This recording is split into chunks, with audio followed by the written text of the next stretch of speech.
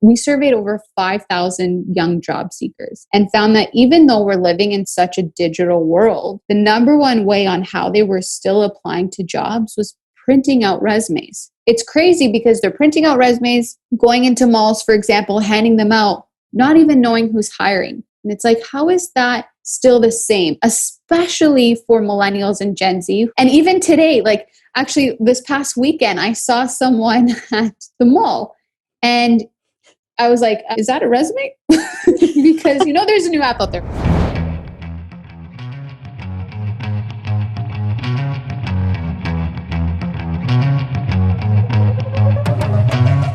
From Sixth Story, I'm your producer, Diana Hong, and you're listening to Rev Up Your Potential with Hilda Gann, the show where we talk with the entrepreneur next door about the stories behind their success and the lessons they've learned along the way. Today's guest is the co-founder of Swob Inc., an award-winning social recruitment platform that is designed to make job searching easy and recruitment even easier. In May of 2018, Sir Richard Branson and Virgin Mobile Canada awarded Swob as the first ever Canadian company to win the Pitch to Rich contest. She has appeared on BNN Bloomberg, eTalk, Omni TV, The Marilyn Denis Show, and Elevate Tech Fest in Toronto. Most recently, Stephanie has been nominated for the RBC Canadian Women Entrepreneur Award, presented by Women of Influence. In today's episode, she and Hilda will talk about her opportunity to meet and share her business idea with Richard Branson, how to get the press to notice your company, the dynamics of working closely with a sibling, and so much more. So please enjoy our conversation with Stephanie Florio. My guest today is Stephanie Florio from Swob, and I'm delighted to have you. And I'm looking forward to you sharing about your business and your journey towards that business. First, tell us just a little bit, a snapshot of what your business is and a tiny bit of your background. Yes. Well, first of all, thank you so much, Hilda, for having me. I'm Stephanie, co-founder of Swob. And what Swob is a job app that we created for students. And how it works is a student will download the app. It's completely free. They create a profile, upload their resume, and then similar to the dating app Tinder, if they do not want to apply to the job, they would swipe left. And if they do want to apply to a job, they would swipe right. So it's great. Sometimes when people hear about Swob, it's like, this is like the Tinder for jobs. So it works for us. And on the employer side, we target employers in high turnover industries. So those who are in the retail, food service industry, who are looking to hire for part-time positions. So it's really a social recruitment platform to help these employers find local candidates. To date, we're working with some companies like McDonald's, Bell Canada, Tim Hortons, to name a few. And in May of 2018, we were actually named the first ever Canadian company to win Richard Branson's Pitch to Rich contest, which was a pretty incredible experience. And we'll definitely get into that a little bit later. Yes, I will not forget to bring that up because I know I've seen the picture with you and your brother and Richard Branson and this huge check that you got. How much was the award?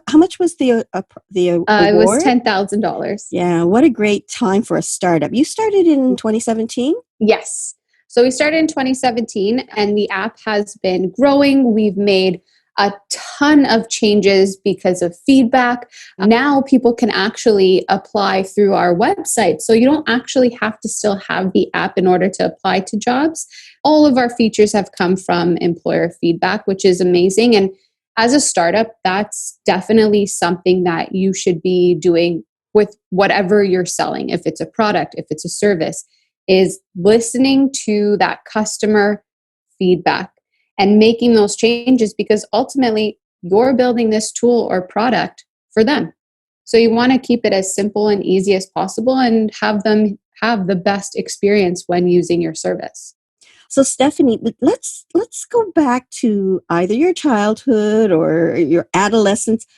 What was it that kind of sent you in this path of starting your own company in the first place?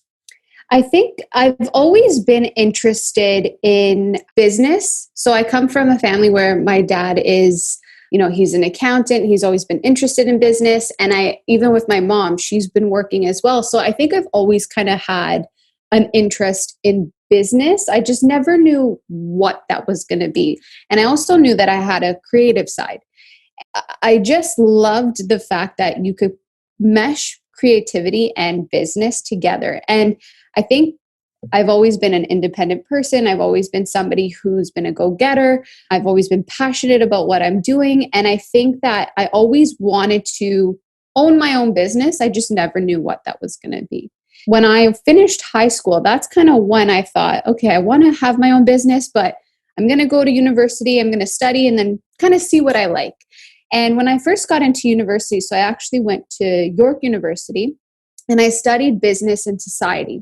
And that program was super general, which was fantastic for me because I didn't know what I liked. I took law and I took economics. And those were the two streams that I specialized in. Because I thought, maybe I want to be a lawyer and start my own firm. I quickly realized that was not for me. So I ended up... What was it about that you said, that's not for me? I think it was just the content, just something about it was, it's not creative enough for me. I just don't enjoy it. It's really cool. And I think lawyers have an incredible job, obviously, but just, it wasn't for me. And I knew that was something that I wanted to change. And I was streaming in economics as well. And I thought, this is still something that I'm not loving. But what I ended up doing was I switched to communications and I fell in love with that program. And that's where I really got introduced to the world of advertising and marketing. And I knew that this is where I want to be because it meshed that business side with that creative side. Yeah. So after York University, I actually went to Seneca College and they had a joint program between York and Seneca. And I did the creative advertising program. And this program was fantastic because it was a 2-year program. I was working with actual ad agencies, actual companies. It felt like I was working every day versus going to school. And, to pitch in an actual boardroom at an agency, it doesn't get more real than that. And I absolutely loved that experience. But again, I still knew one day I want to have my own business. Maybe it's going to be an advertising agency. I don't know. And then after Seneca, I worked at 2 different ad agencies. I loved it, but I was working around the clock for someone else. And it still was inside me where it's like, one day you're going to be working around the clock for yourself and you're going to be changing the world and making a difference with your own company.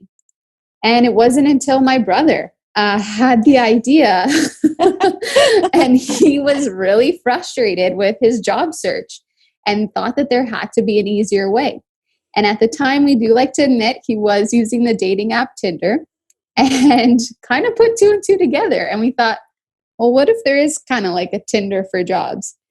And that's when it all started. And we did a year of research, because we thought there's so many job boards out there. What would make us different? What would make us unique?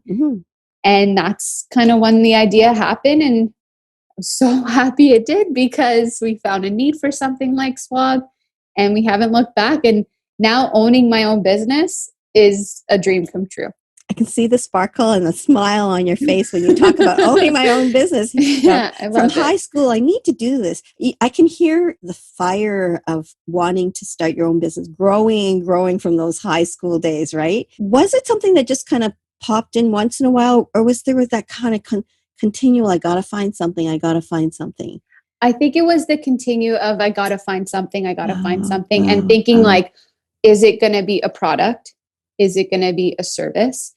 Am I going to have, because I loved advertising and marketing, am I going to have my own agency? Right. I remember being in Seneca and thinking, okay, this person is a great graphic designer. This person is a really good account person. Like maybe we can somehow make our own agency. You were starting to assemble your team smartly. Exactly. And yeah. So I started to think, okay, you would be good. But yeah, honestly, it was I think having the experience working at an ad agency, I absolutely loved it. But again, I think it made me realize even more that I want to have my own business and I want to be the leader of the company to, show people like what to do, be the person who I can help train other people and help them with their career. And like, I just always knew that that was something that I wanted to do. When you and your brother, one thing led to another, and this idea started germinating, and the Tinder for jobs started to happen. Kind of take us through that journey. Some of the struggles and some of the aha moments, and that started the ball rolling. Share that with us. For sure. So, of course, having an idea, it's really cool. That's great. But again, what would make us unique? And that's what we were thinking was, there's a bunch of job boards out there. Why would someone choose Swob versus like an Indeed, for example? And what we realized was we spent a year before we even told anyone about the idea, before we even created a product or created the app, we did a year of testing. And what that meant was we would actually go out, speak to people. We have a lot of cousins, which is great, in our target audience. And we would host like pizza lunches with them and their friends and just ask questions. We surveyed over 5,000 young job seekers and found that even though we're living in such a digital world, the number one way on how they were still applying to jobs was printing out resumes. It's crazy because they're printing out resumes, going into malls, for example, handing them out, not even knowing who's hiring. And it's like, how is that still the same, especially for millennials and Gen Z who live on their phone? Unbelievable that was still happening, right? Exactly. Really. And even today, like actually this past weekend, I saw someone at the mall and I was like, is that a resume? Because there's a new app out there, right? So it's happening. And that was really the number one thing that we heard of that target audience is that's how they were still applying to jobs. And there was nothing really specific for them. So we thought, okay, we have something here. But then on the employer side, so our father actually worked in the restaurant industry and just knows how inefficient it is to recruit, how they're constantly looking for talent. Such a headache for them. It really is, right? Such a headache. And that's kind of the target audience that they typically hire. And that turnover exceeds like 70% per year. So people are coming in and out of the door. And if there's an efficient way to recruit them, they're all ears. A lot of the times, if you're not hiring, and you take those resumes, it's sad to say sometimes those resumes are ending up in the garbage. Well, oftentimes they'll go to somebody and they'll ask to speak to, say, the store manager, but the person isn't there. Somebody else gets it. But that's not their job and they're busy, right? So they put it somewhere and it may never get to an intended audience for sure. Exactly. And that was some feedback we even heard from a lot of students and young job seekers is, I feel that when I hand in my resume, especially if the place isn't hiring, they'll say like, we'll hold it. But it's going to end up, we hope, in the blue box, but maybe in the garbage. So it was a really frustrating experience. And something that we also heard was, I'm wasting my whole day walking around and I don't even know if this person's hiring. I'm just kind of blindly going in and handing in my resume. Yeah. So with Swob, we really took that feedback and created the app, and we show you the jobs available to you in your area. So okay, the McDonald's down the street is hiring. I'm going to apply. I've seen your app and it's really cool. And it's really easy and intuitive. And it's, what an amazing idea. Now things are clicking for me. Now I'm seeing, so the reason why these young people were the first Canadian people to win that award from Richard Branson is because you have marketing savvy. You have that experience on how to wow a brand and send the brand over. Tell us about that story now. Tell us about of course, how you got prepared and not just the exciting win part, but maybe some of the angst that you might have had during the build up to presentation time. It was like an experience I'll never forget. And being an entrepreneur, at times you can feel like, is what I'm doing right? Is this a good idea? You have self-doubt. And having someone like Richard Branson validate your idea was incredible. And it's like, okay, if one of the world's greatest entrepreneurs likes it, then I am onto something. I'm just like, oh, excited just hearing about it. So it was actually my brother, he posted something on LinkedIn saying, hey, Canada, he's done pitch to rich contests, I think in Mexico and in the United States before, but it was his first one doing it in Canada. And we came across it on LinkedIn and my brothers applied. And then a couple weeks later, they said, hey, you made it to the second round. We'd like you to submit a video. We thought, oh my goodness, we've made it to the second round. Like even that, we're like, woo, nice. So the first round was just written stuff? Yes, it's an application? Yes, gotcha. Exactly. And then the second part was a video. So we submitted a video application. I think it was not even a minute. It was super fast. It was the both of us in it, just talking. After that, we thought, okay, we're submitting it and fingers crossed. I'll never forget that they mentioned, you have to have these days. I think it was and actually it was happening on my birthday. They said, leave May 15th to the 17th open. So we thought, okay, we'll block our calendar just in case. And they said, sometime in April, we'll let you know if you won. It was my brother who got the phone call and he missed the call, first of all. So we got a voicemail. And he said, they mentioned that we were the winners of Pitch to Rich contest. We've never won anything before. So it was an incredible experience. And I was actually at a tech show. So I wasn't even with him. And I remember he called me and said, hey, what are you doing May 15th to the 17th? And I just started crying at the tech show that I needed to leave. And oh my goodness, I cannot be that person walking around talking and networking, kind of like, excuse me, sorry, I don't know what's going on. But yeah, I had to leave the room and take a minute. And yeah, it was incredible. So we got to go out to Calgary, spent the day with Richard Branson. We asked him a bunch of questions.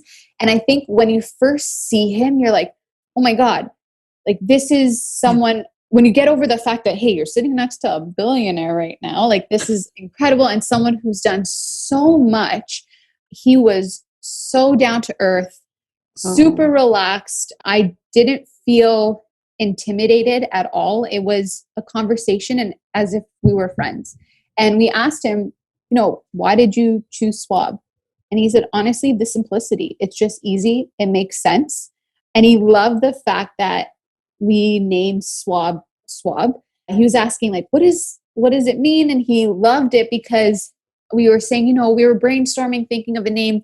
We kept going back and forth saying, people are swiping, but they're looking for a job. People are swiping. And then we took the SW and swipe and the OB and job and combined the two. And he thought that was amazing. So he really, really liked that. And then he even said, you guys remind me of myself when I was starting out. So to hear something like that is incredible. How did that make you feel when he said that? It was amazing. And I remember saying, so now that we're friends, can I get an invite to Virgin Islands? Can I come there now? So he started laughing, but it was really, really cool and an experience that we'll never forget. So I'm really blessed to have that experience and even share it with my brother. It was crazy. Were there any questions that you got answers to that were like, wow, that's so powerful? And if so, share them. And even not so powerful, but share some of those questions that you had and got Richard Branson's impression of what that should be. Yeah, I think honestly, when we were asking questions, it was more just feedback on what we could do better. Things that were why did you choose us? We really wanted to keep it light and simple and just have a conversation with him. Yeah. We asked him, what can we do to help employers more? And he's like, well, hopefully today helps more. And hopefully you get more exposure today. And it was just more of a light conversation and something that was time spent with him. So it was incredible. And we went for a walk and then we did press afterwards. And he was just, like I said, super down to earth and really, really cool. And so how did your brother feel about all this? yeah, we were both super excited. And like we've read about him before. We've watched, biographies on him before. Like it wasn't as if, oh, who is this guy? Like, it's Richard Branson. Like, he is one of the entrepreneurs that we look up to. So we're constantly reading about him, hearing things on LinkedIn. He's just a very cool entrepreneur and someone who is like, even with side note from business, he does a lot of like humanitarian work. So even with, I absolutely love sharks. He loves sharks as well. So that was even something that we talked about that was just like completely not even talking about business. It was, hey, are we going to go swimming with sharks together? Like, what's happening? So try to make it more of friends. And I remember I was getting married 3 weeks after, and it was a crazy time. And the 16th was my birthday. After we did a day of press, we went to go see him speak at a conference. And he grabbed my arm and yelled out, he's like, it's her birthday, it's her birthday. Like, he was so much fun. And that's why it's like, I felt like we became friends. So I'm, very grateful for that experience. Have you connected with him since that you've won that award in any way? Yes. So we try to keep in touch with the Virgin team.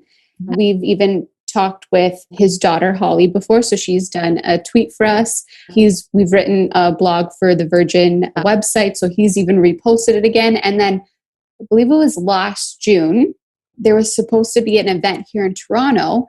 And he was speaking at the event. It got canceled, but he was still coming down to Toronto anyways. And my brother actually was able to go and meet with him again. So it was really cool. Oh, that's so nice. What an amazing story, and what a great launch for your brand and for your business.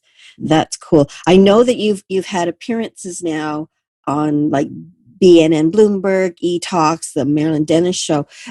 Tell us a little bit, how does one get on these shows? I'm sure the press from the Richard Branson helps, but if for people who say, yeah, I want to build my brand and I want to get on these shows, how do I get noticed? How do I get attention? Yes. So when we first got on BNN Bloomberg and the E-Talk show, that was press from winning the contest, which was fantastic. Mm-hmm. But the Marilyn Denis Show, it was us reaching out. And even the second time we were on BNN Bloomberg, I had that contact, and it was literally a matter of just reaching out. Hey, can I do a story? Hey, there's something coming out about employment. Can I talk about it? Hey, like, summer employment's right around the corner. What can I do to get back onto the show? Speak about it, even if it's 2 minutes. Like, I want to get that exposure. So for us, it was really, yes, we had some press in the beginning from winning the contest, which was amazing. But anything else after has been us just reaching out, sharing our story, even with publications that we've had, articles that have been published with us or on us, sorry. It's literally been us just, I would say, hustling and trying to get that press, because having those logos showing that you've been on, BNN Bloomberg, the Marilyn Denis Show, Tech Vibes, it helps to, again, validate your brand, and it's great exposure for your brand. Mm-hmm. And I think a word of advice to our listeners is that they're looking for stories just as much as they're trying to find people for stories. So it helps. It doesn't hurt for you to pitch, like you said, summer's coming up. Do you need any article? We'd be happy to share something about our thing to help students find jobs. In anybody's own industry, think about what value do you have and what message could you send, and then seek out those people to pitch that story, and pitching it however you can, right? Email, phone call, text, or something. Yep, for sure. Exactly. And you might not always get a response, and that's fine. Like, you have to realize that you probably won't get a response, and you can't get discouraged, because you just got to keep at it. And if you really want it, you're going to keep sending those emails. You're going to keep calling. And then, hey, like the Marilyn Denis Show, we were emailing and calling, I think, for like a few months. And then one day we got an email saying, hey, we would like to have you on the show. And it's like, to have an email come back to you saying we would like you to come on the show was incredible, because like, I've been trying for so long and now they want us. Like, it's great. So you never know what can happen. I would say just, you got to keep at it. You've referred to tech several times. Mhm. So I need to ask this question because people say tech is a male-dominated world, and you're a female in this tech world. You were at this tech conference. What has that felt like for you, being a woman in the tech world? You know, I really don't, not to sound like, I would say I don't care. Like, I love it. I'm a female and it is what it is. And if I'm in a room with a bunch of men, then so what? I think women need to see it more as a kind of an advantage because you're that person who stands out. You're a little bit different from the group. They'll probably listen to you a bit more because, like I said, it's not, there's 10 men and one woman. You're going to listen to her. Yes, of course, I'd like to see more females in the tech industry, but I think that a lot more females are getting into the tech industry, which is fantastic. Yeah. And like I said, use it to your advantage. Take the time to kind of network and meet other men. Who cares? It's a man and a woman. If he's working, like I work with my brother, he's working just as hard as I am. And I'm not going to say, oh, well, it's because I'm a female. No, I work hard. Yeah. So I think it's really like, there could be another industry where there's more men than women, and there could be other industries where there's more women than men. It's really up to you. Like, if you're going to let that stop you, then like, what are you doing? Why are you going to let that stop you? If anything, that should drive you to work harder and push through and use it to network and meet other people and say like, yeah, damn right, I'm the only woman here and I'm holding it down for the ladies right now. And I clapped because I think that it's you, it's your perception, and you need to feel confident in yourself and comfortable and take that stand. When you posture in a way of confidence, people don't look at you as she's a woman, she's a whatever. They look at, here's 10 people in the room, and two of them may not be as confident as others, but these 8, they're super powerhouse people. One of them probably is the woman, because if she's confident in her space, she commands that. I myself think about that world, and I'm thinking, I've never felt like and there's an inequality. Like, I'm Asian, I'm female, and I'm like just over 5 feet, 5'1", right? I used to say 5 feet 1 3/4. That's how precise. But I'm old now, so I don't have to worry about that. It doesn't matter. I could say, wow, I'm too short for this, I'm too Asian for this, or whatever. Be confident in your space. Own it. And when you own it, they see that. That's what they do.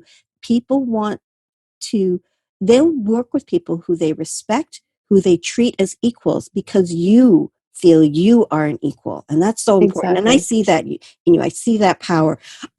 But having said that, with the sensitivities of the world and women kind of saying, me too, we need to talk about that. Have there been incidences in your career, in your business, where you felt that there was that kind of inequality? And you probably brushed it off, but have there been those incidences for you? Honestly, I really haven't had too many encounters like that. I just know, like, if we were at a networking event, for example, there's been times where a male will go up to my brother and start speaking to my brother versus me. Like, other than that, that's pretty much been the only experience I've had, and I'm grateful for that. But again, it's really the fact that I'm going there, I'm speaking. If he's speaking to my brother and I have something to say, I'll jump in. Like, I don't care. I'm going to talk and I'm going to tell you about my business because again, I didn't get here because I'm a female. I got here because I'm working my butt off. Yeah, exactly. I did a little post recently on kind of equality and being treated as equals. And I was at a networking event and went up to 2 people who were in the healthcare field. And I enjoyed that conversation because I'm in the healthcare field, or my past was in the healthcare field. And clearly after a few minutes, I realized they're not including me in the conversation because I would share something, but they were the eye contact. Everything said they're not including me. And I thought, wow, I haven't had that happen for a long time. And then, I thought, okay, fine. this room is full of people to network with. And I didn't take a slight per se. I made an observation. And then I thought, they're obviously trying to have that conversation.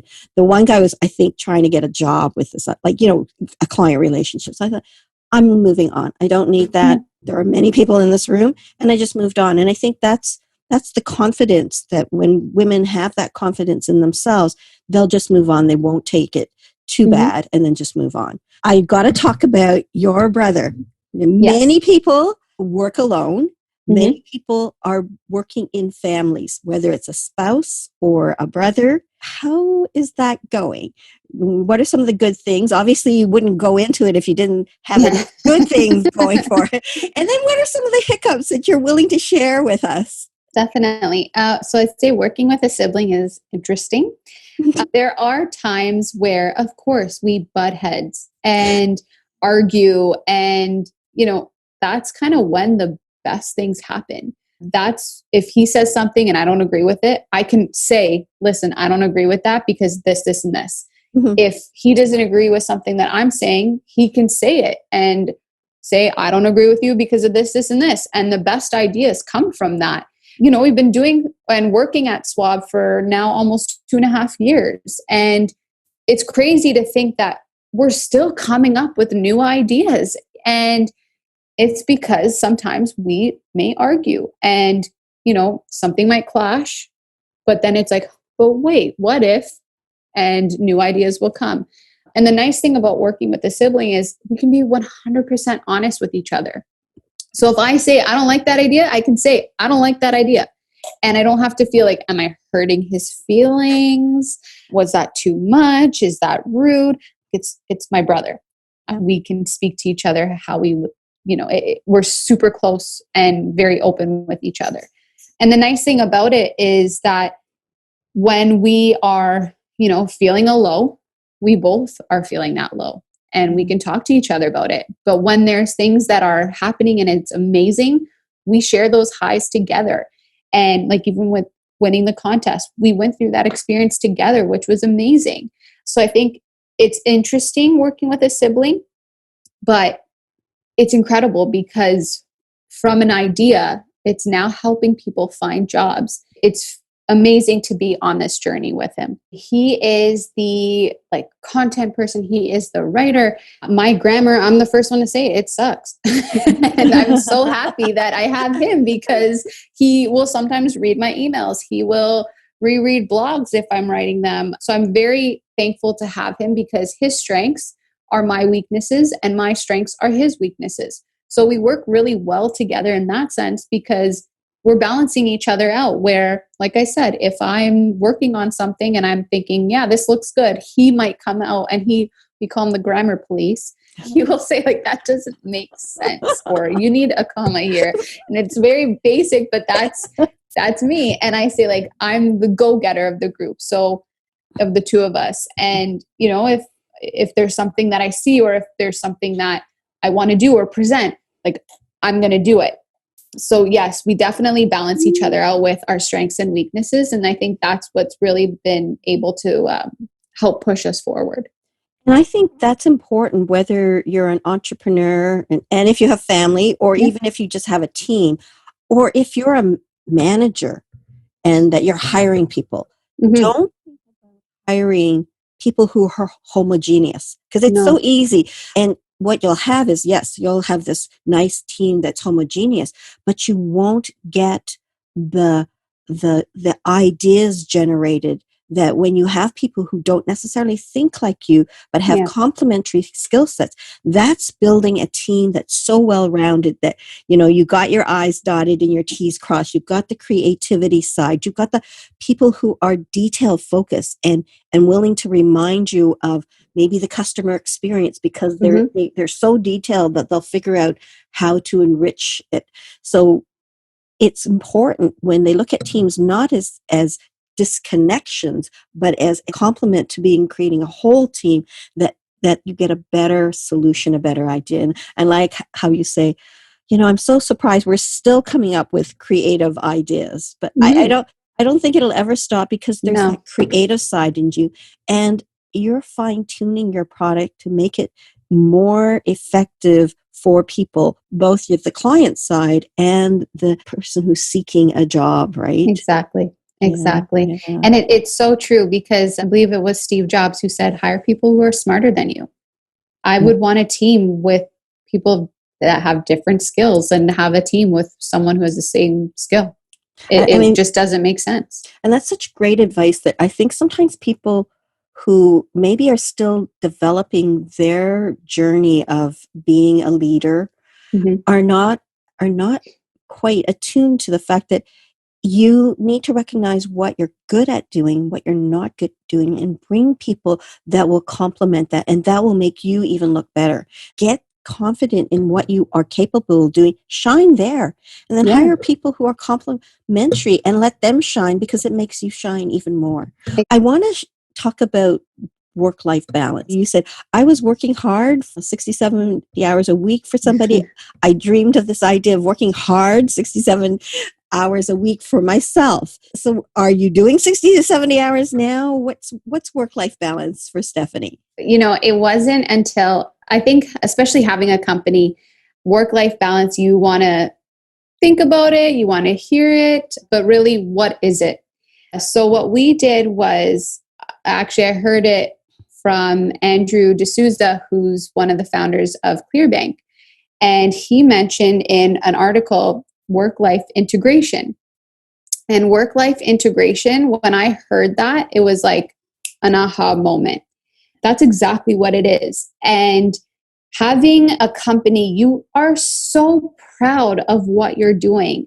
And you want to share that with people all the time. It's not like, hey, on Saturday, I cannot talk about my business. And especially working with a sibling, we're together all the time. So if I have a question on a Saturday or Sunday, I'm going to ask it. If I'm working on a Saturday or Sunday, that's fine. Like, it's my business. So I'm proud of that. I want to push it forward. I want to talk about it all the time. And even when I mentioned before, I was at the mall on Saturday and I saw someone with their resume. Like, am I not supposed to say something? Of course I'm going to say something, but that's my Saturday and it's technically your day off. But again, it's my business. So seeing that person, it's like, okay, I'm talking about my business. I'm working right now and I'm proud to be working right now. So hearing work-life integration really changed that for me because it is my business and I'm excited and I'm proud of it. And I don't want to say, okay, from this time to this time, I'm not doing anything. Like, of course, there's times where you need to relax. There's times where you need to take a step back and just chill out because you don't want to burn out. And at times, taking those moments and taking some time off, it's actually really good and beneficial for you because you start thinking of other things as well. And that can have a creative spark.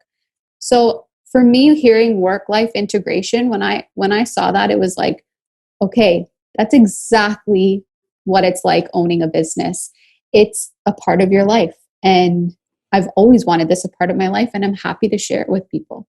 So, and I heard that saying probably about a year or two ago, and I thought, that makes more sense because but what makes sense in the term work-life balance is the balance isn't 50-50. For some people, that balance could be 60-40, 70-30. If they're happy with that, that's their balance, right? Balance doesn't mean equality. It means the right proportion for you. And I agree with you that word integration makes more sense, is that it is a positive work integration where that amount of time for all the components of one's life is in harmony with each other.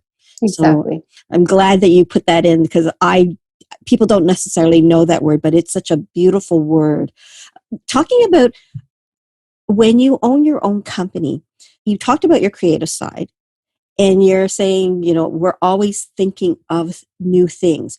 What's up next then? What's happening at Swob? Yeah. So we've, brand new things are coming along. So we're actually in the middle of creating a brand new pricing structure where it's pay as you post. So you won't necessarily need to be a part of a monthly subscription anymore. There's no contracts, nothing. It's hey, I need a job posting and I'm going to pay $29.99 and it's done.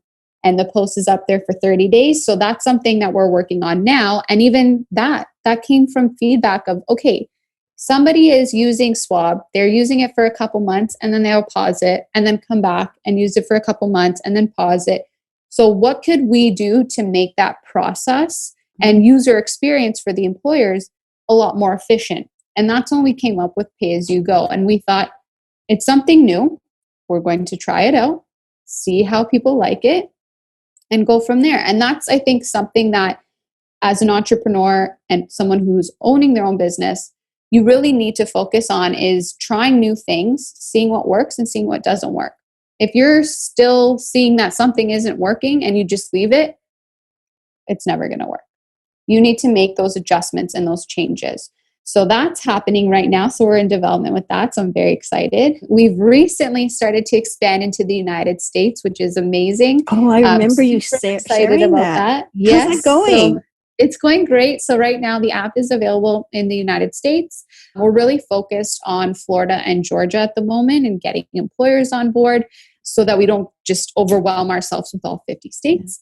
So we're really focused on those two areas. We've just completed our testing, made sure that the app is working perfectly fine there, even our website. So we're ready for that. And even what we've done now is created a web-based version of Swob.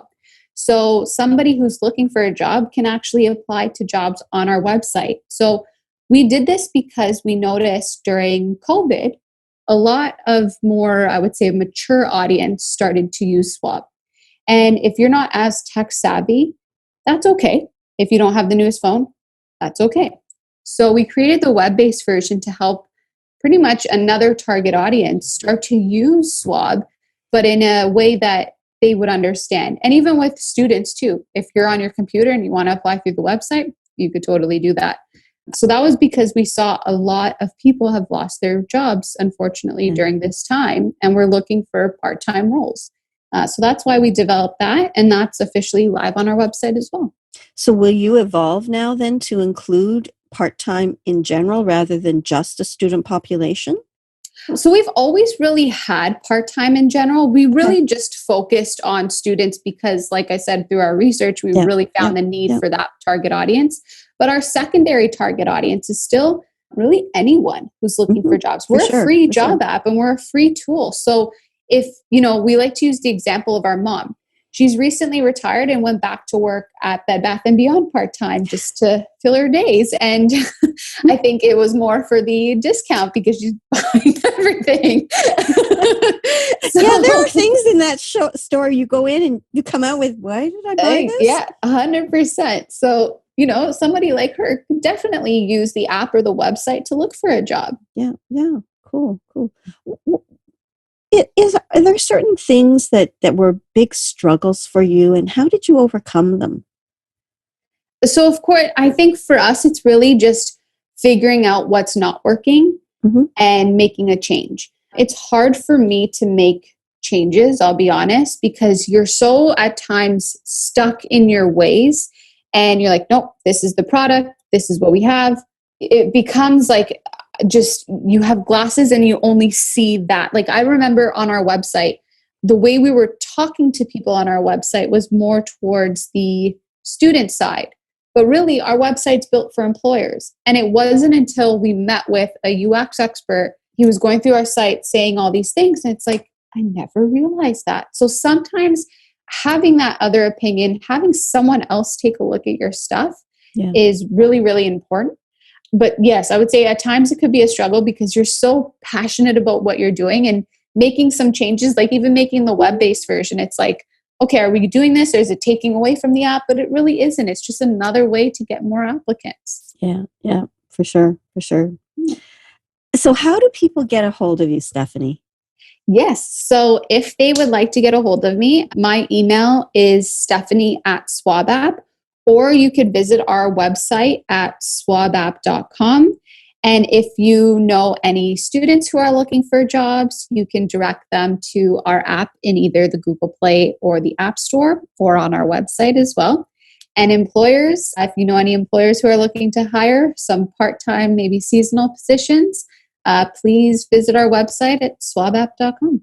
Thank you very much for sharing your journey. I've really enjoyed our chat today. Thank you so much for having me today. This was amazing. And I'm all for speaking and coming on podcasts. So anytime you want me back, I am here for you.